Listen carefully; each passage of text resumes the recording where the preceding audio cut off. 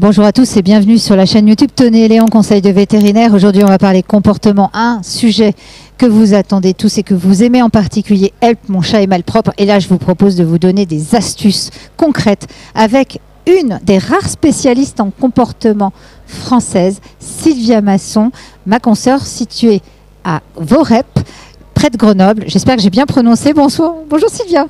Bonjour Valérie, oui c'est tout à fait juste, Vorep près de Grenoble, pas de souci. Bon, en tout cas Sylvia, tu es spécialiste en comportement, hein, il n'y en a pas beaucoup en France, hein, vous êtes très peu nombreux, je précise. Hein. On est quelques-uns, 3, 4, 5, ça dépend si on compte ceux qui sont pas loin de prendre leur retraite, mais oui on est très peu, même en Europe on est moins de 50. Donc. Bon, alors justement c'est pour ça que j'étais très contente que tu interviennes sur la chaîne.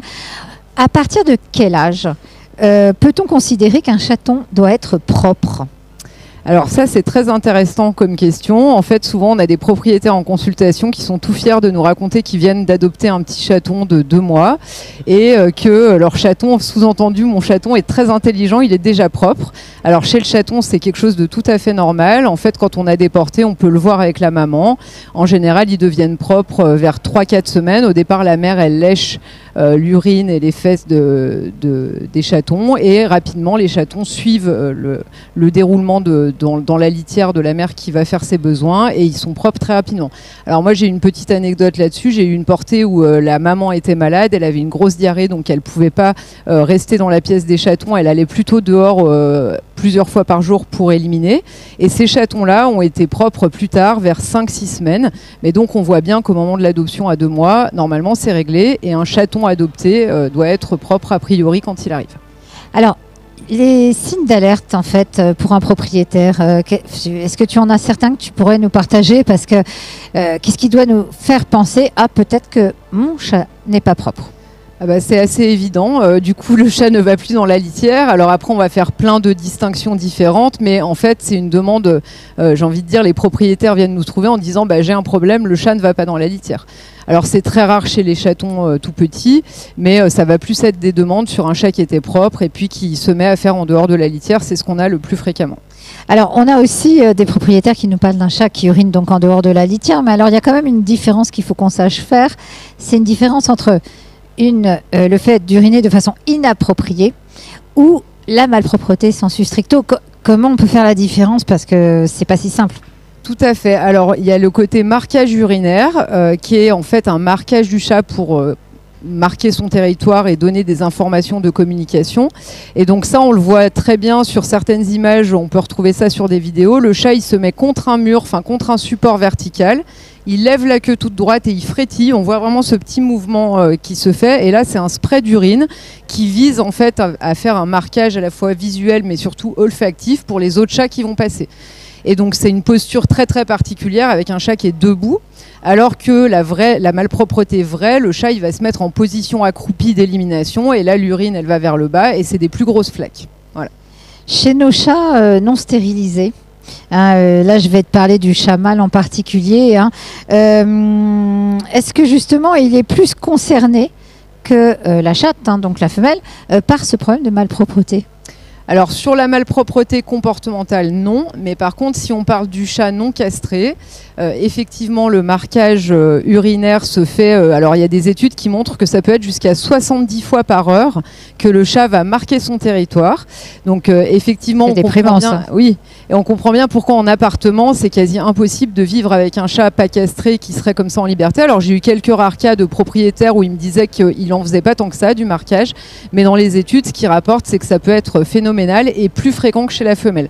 La femelle, ça va être plutôt pendant ces périodes de chaleur. Et d'ailleurs, même raison, hein, on castre et on stérilise les animaux souvent pour ces demandes-là. Finalement, quand les gens, même quand ils vivent en appartement, c'est difficile en fait de vivre avec le chat qui fait du marquage toute la journée dans la maison. Donc ça veut dire que chez un chat mâle non castré, on peut considérer que le marquage urinaire est normal ou pas? Tout à fait normal. Et d'ailleurs, les éleveurs de chats, quand ils ont les mâles, souvent ils les mettent dans des pièces à part parce que pour ce côté-là, c'est que le marquage est tellement fréquent et normal qu'ils ne peuvent pas vivre avec. Les femelles, ça va être que pendant les chaleurs, mais donc souvent ils ont une pièce réservée aux mâles où ils vont l'isoler. Donc ça veut dire chez la chatte non stérilisée, le marquage urinaire, c'est pas forcément considéré comme quelque chose de normal, hein. C'est normal pendant les chaleurs. Pendant les chaleurs, il y en a beaucoup qui vont le faire. Chez nos chats stérilisés, est-ce que l'intervention chirurgicale, elle a un impact prouvé ou pas sur ces problèmes de marquage urinaire? Alors, pas un impact direct, mais alors, si on a un problème de malpropreté ou de marquage, de toute façon, et que l'animal est entier, on va conseiller effectivement, alors soit une castration chirurgicale, soit un implant éventuellement. Mais effectivement, comme on a dit que le chat malpropre pouvait marquer, la première chose à faire, c'est effectivement de le castrer. Après, l'intervention chirurgicale de castration, elle peut avoir des retombées sur le poids de l'animal ou l'obésité, et ça indirectement, derrière, ça peut découler sur des problèmes urinaires, donc c'est une autre question. Mais en tout cas, sur le chat qui n'est pas castré, la première chose à faire, c'est déjà de commencer par là. Oui, merci beaucoup. Donc, je vous rappelle, s'il y a un problème de comportement chez le chat, bien la stérilisation, pas trop d'effets à y attendre. Et tu me disais aussi, et ça il faut que vous y pensiez également parce que c'est vrai qu'on a tendance à l'oublier, 53% des problèmes de malpropreté chez le chat sont liés à un souci de la litière. Est-ce que tu peux nous en dire un peu plus? Parce que là pour le coup c'est vraiment la première chose limite pour les propriétaires à aller regarder s'ils ont un chat qui devient malpropre.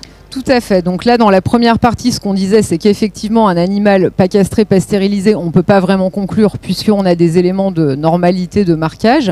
Mais là, on aborde le sujet plus de la malpropreté qui va intéresser les gens et les concerner, à savoir, mon chat était parfaitement propre, il est castré ou stérilisé et pourtant, il ne fait plus dans la litière. Et donc, dans ces problématiques-là, la majorité des cas peut se résoudre par des changements de litière. Donc, il y a des grandes règles à connaître. La taille de la litière, par exemple, qui doit faire en largeur une fois la longueur du chat sans la queue et en longueur une fois et demie. Et donc quand on y réfléchit, qu'on mesure vraiment le chat, on se dit ah oui, finalement les litières du commerce parfois sont trop petites. Donc ça peut être un élément, ça peut être aussi la place de la litière. Le chat, il faut qu'il puisse, mais c'est comme pour nous les toilettes, c'est bien qu'elles soient pas au milieu de la cuisine. Donc le chat, il a besoin d'un espace tranquille. Donc on lui met un endroit où il peut aller éliminer tranquillement sans être ennuyé ni par la machine à laver, ni par le chien qui vient voir ce qu'il fait, etc. Ensuite, il y a le contenu. Donc là-dessus, il y a autant de règles que de chats, mais globalement, on déconseille fortement les litières odorantes. Tu sais, parfumées, genre fraise tagada, parce que ça sent moins mauvais pour les gens. Ça, c'est bien pour les gens, mais pour le chat, lui, c'est pas terrible parce que c'est un animal qui se sert beaucoup de son odorat. Et donc, voilà, changer la litière. Alors, les grandes règles, c'est on enlève les selles une fois par jour et on nettoie la litière complètement une fois par mois. Une fois qu'on a pu vérifier ça, effectivement, si la malpropreté persiste, là, il faut aller se poser d'autres questions, mais on va dire que c'est la première chose à faire quand on a un problème suspecté, de vérifier que les règles de la litière sont bien respectées. Ouais, puis en plus faire attention parce qu'on a des chats qui peuvent être asthmatiques, donc la litière peut aussi, selon le type de litière, poser quelques petits soucis respiratoires. Une fois qu'on a éliminé le souci de litière, il est conseillé de consulter un vétérinaire.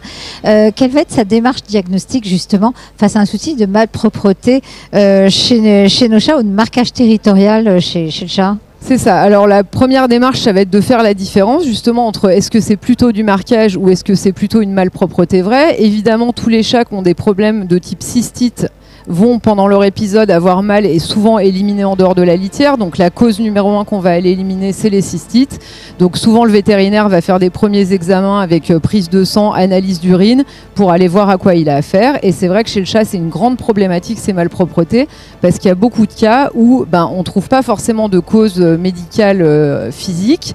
Et pourtant, le chat continue de faire des épisodes de cystite régulière. Et donc, c'est une grande problématique pour nous en comportement, parce qu'on sait que là, la prise en charge, elle doit être conjointe avec son problème comportemental. Oui, donc si l'animal est entier, on recommande en priorité la stérilisation. Si on a éliminé les soucis de cystite, qu'est-ce que le vétérinaire peut faire, en fait, par la suite ?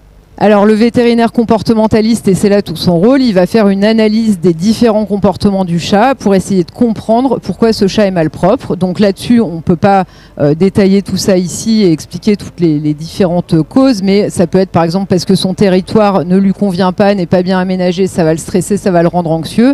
Dans toute problème d'anxiété, on aura systématiquement de la malpropreté. Donc après, ça peut être associé aussi à un chat qui a très peur des humains et qui habite avec 3 enfants turbulents. Ça peut être une mauvaise cohabitation avec un autre chat. Et le but du vétérinaire comportementaliste va être de comprendre en fait ce qui a pu se passer et qui amène le chat à avoir ce symptôme. Moi, j'aime bien terminer par une touche un peu optimiste, justement, parce qu'on a souvent tendance parfois à baisser les bras face à ce type de problème. Qu'est-ce qu'on peut attendre de la consultation d'un vétérinaire je précise comportementaliste, parce que là, c'est vrai que c'est important déjà de voir un vétérinaire pour éliminer toutes les problématiques de santé qui peuvent être liées aux problèmes de propreté. Mais là, maintenant, je parle de comportementaliste quand un chat est malpropre, parce que il y a quand même, voilà, on peut avoir espoir quand même. Alors, plus qu'espoir, honnêtement, sur ces problématiques-là, je dirais que c'est rare qu'on n'y arrive pas. Donc on va traiter l'état anxieux comme on peut traiter une boiterie ou autre chose. Et moi je suis assez admirative des propriétaires de chats parce que ça fait partie des consultations où des fois les gens nous racontent 2 ans, 3 ans de malpropreté avec un animal qui urine 2 fois par jour sur la couette ou des choses comme ça. Et je trouve qu'ils sont vraiment souvent très patients, très conciliants avec l'animal. Et souvent, quand je les vois en consultation, ils me disent mais si j'avais su qu'on pouvait faire quelque chose avant, voilà, ça aurait été intéressant. Donc, je crois que c'est encore moins connu que chez le chien les interventions de médecine du comportement. Et pourtant, chez le chat, je trouve qu'on a des très bons résultats. Et je dis pas qu'on résout tout le temps, mais une amélioration, c'est certain. Et dans beaucoup de cas, finalement, la malpropreté, elle est résolue à la fin. En tout cas, un grand merci Sylvia, parce que je sais que c'est un sujet qui n'est pas facile, qui est très commun chez nos chats.